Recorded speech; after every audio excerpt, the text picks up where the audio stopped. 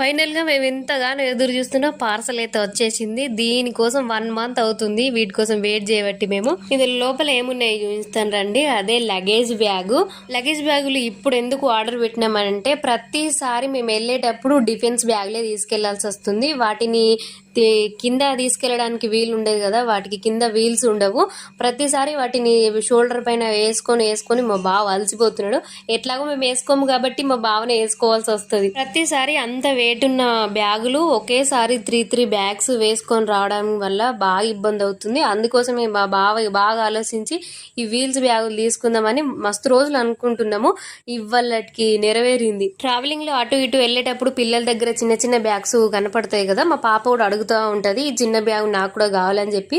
అందులోనే ఒకేసారి 3 బ్యాగ్స్ వచ్చేసినాయి. నాకు హైట్ ఎంత వస్తుందని చెక్ చేస్తున్నా. ఇప్పుడు వీటన్నింటిలో సామాన్ సర్దేయాలి. ఇన్ని రోజులు అందుకే సామాన్ సర్దలేను, వీటి కోసం వెయిట్ చేస్తూ ఉన్నాం.